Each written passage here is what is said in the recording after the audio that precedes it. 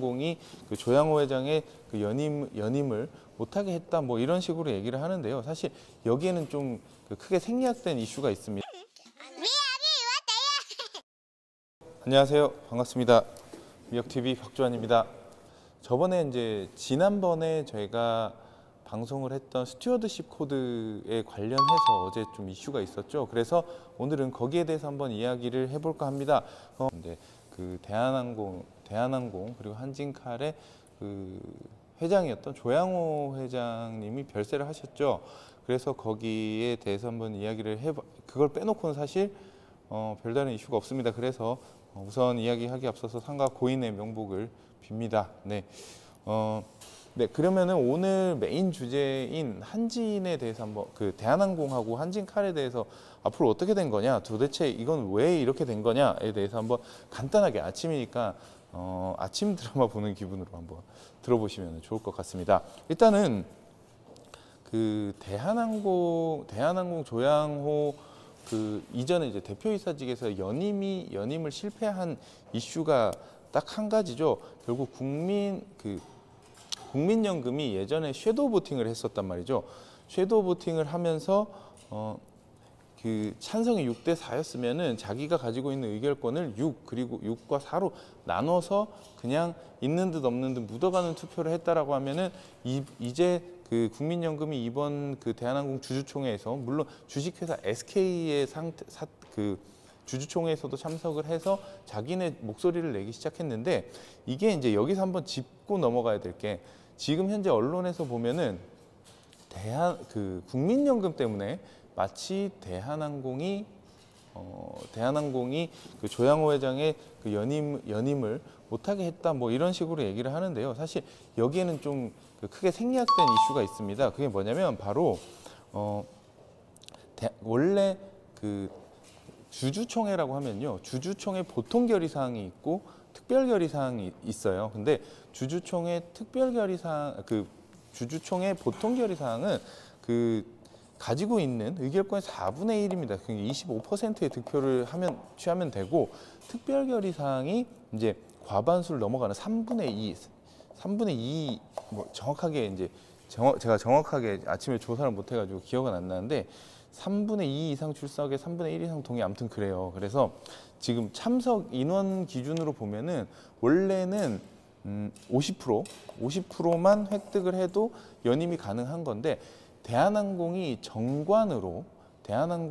자기네 내규로, 그러니까 법보다 그 상법에서 정한 기준보다 정관이 우선을 합니다. 정관이 우선하기 때문에 정관에서 정한 대로 그들의 의결에 대해서 그 의결에 대한 기준을 더 높일 수가 있습니다. 다만 낮추는 건 안 돼요. 그러니까 원래 특별 결의 사항이었는데, 원래 타이트한 기준이었는데 그 낮은 기준으로 완화시키는 건 안 됩니다. 특별 결의 사항은 보통 결의 사항으로 올 수 없지만 보통 결의 사항은 강화시켜서 특별 결의 사항으로 옮길 수가 있어요. 그래서 이 그 대표이사 그리고 이사의 연임을 자기네들의 정관을 변경해서 더 강화시켜 놓은 거예요. 결국에는 이전에 자기네들 기득권을 관리하기 위한 그 원래 대한항공 측에서 가지고 있었던 그 특별 그 의결권이 굉장히 좀 강했겠죠.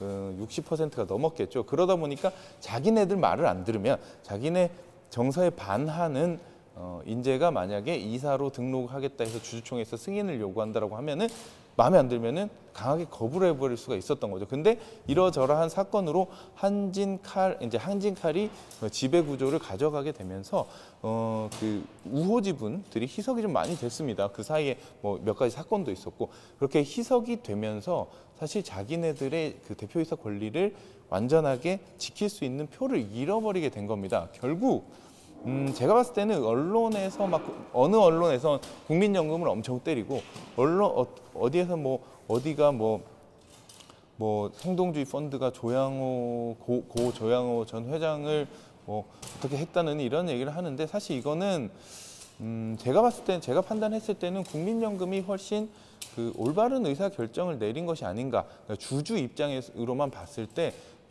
굉장히 좀 과감한 선택을 한 것이 아닌가라는 생각을 합니다. 왜냐하면은 결국에는 이제 그렇게 그 사건이 그렇게 의결권을 행사하고 난 이후에 주가 흐름을 보면은 알 수가 있는데요. 이제 조양호 회장의 그 타계 이후에 주가가 과연 주가가 움직이는 걸 보면은 국민연금이 잘한지 못한지를 알 수가 있겠죠. 사실 뭐 도의적이다, 정치적이다 이런 걸 다 제외하고 국민연금이 가지고 있는 주주 가치가 얼마나 상승하는지만 놓고 보면은 제가 판단을 했을 때는 지금 일전에 그 관리하던 대한항공보다는 훨씬 더 주가가 상승할 여력이 있다라고 판단이 됩니다. 왜냐하면은 사실 한진칼 그리고 대한항공 뭐 기타 등등 그 회사로 이어지는 출자 구조도 굉장히 좀 지저분할 뿐만 아니라 대한항공이 다른 여타 항공사들보다 굉장히 좀 그 비정상적인 경영을 해온 것은 사실입니다. 보통은 그 대한항공이 자랑하는 것이 우리나라 비행 연수가 비행기가 굉장히 어린 비행기들이 많다라고 해요. 7년에서 9년 정도 그 평균 연령이 비행기 기령이라고 하는데 그게 7년 9년인데 이거는 한 가지 사례입니다. 7년 9년인데 이거를 굳이 그 효율적인 경영 측면에서는 굳이 하지 않아도 되는 거예요. 하지 않아도 되는 그 비행기 기기 교체를 한다든지 그리고 기기를 하나 사면은 보통 내용 연수를 20년, 30년 동안 비용 처리를 해요. 근데 그거를 뭐 10년 이렇게 해서 비용을 더 크게 부풀려 가지고 계속해서 그 순이익이 낮게 나와서 한진칼이랑 대한항공이 이제 그 지배 구조로 가를 때까지 굉장히 좀 대한항공의 가치를 낮추는 그런 식의 이제 장부도 조작 아닌 조작을 했었고 여러 가지 뜯어보면은 사실 정상적으로 운영됐다라고 하면은 굉장히 다른 투자자들의 러브콜을 많이 받았을 법한 대한항공이 왜 지금의 이 정도 가치밖에 안 되는지를 좀 설명하는 이슈들이 굉장히 많습니다. 그래서 제가 판단했을 때는 이렇게 타계 이후에 크게 이야기를 해볼 수 있는 것은 뭐 한진칼에 대해서 결국 조양호 전 회장 조양호 회장 내의 그 가업 승계 이제 누가 물려받을 것이며 누가 어떻게 우호 지분을 차지할 것이냐에 따라서 지분율 뺏기 싸움이 시장에서는 일어날 확률이 굉장히 높습니다. 그래서 그렇게 뭐 지분율 뺏기 싸움이 일어난다라고 하면은 당연히 한진칼은 지금보다 몸값이 조금 더 비싸지겠죠. 그리고 마지막으로 스튜어드십 코드가 잘못된 것이 아니다라는 이유가 뭐냐면은 만약에 정말 회사에 대해서 뭔가를 지키고 싶고 뭔가 확 뚜렷한 비전 주주들에게 제시할 수 있는 뚜렷한 비전이 있었다라고 하면은요. 대한항공 측에서 최대 주주인 사람들을 찾아가서 설득을 해서 우리가 이번에 이러이러한 비전이 있으니 이렇게 할 겁니다라고 그 최대 주주를 설득했어야 됩니다.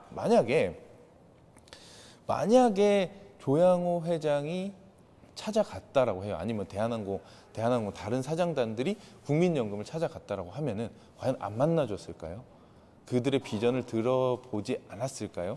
저는 그런 생각을 듭니다. 그래서 일단은 주주 가치의 지금 현재 전문 경영 체제가 아닌 오너 중심의 그 대기업 그룹 중에서 뭔가 뚜렷한 비전이 보이지 않는다라고 하면은 이렇게 국민연금이 적극적으로 참여를 할 확률이 높은데 사실 이번 그 대한항공 사태 같은 경우에 좀 드라마틱한 측면이 없지 않아 있어요. 그래가지고 이거는 많은 사람들이 관심을 가질 것 같은데 여러분들 오늘 이거 들으시는 분들은 이 뒷 배경에 이러한 내용이 있었다라는 것을 한번 확인하고 뉴스를 읽어보시면 조금 다른 시각으로 해석 가능하실 것 같습니다. 오늘 들어주셔서 감사합니다. 여러분들 즐거운 하루 되시고요. 저는 이만 물러나도록 하겠습니다. 내일 뵙겠습니다. 감사합니다. 미역TV 박주원이었습니다.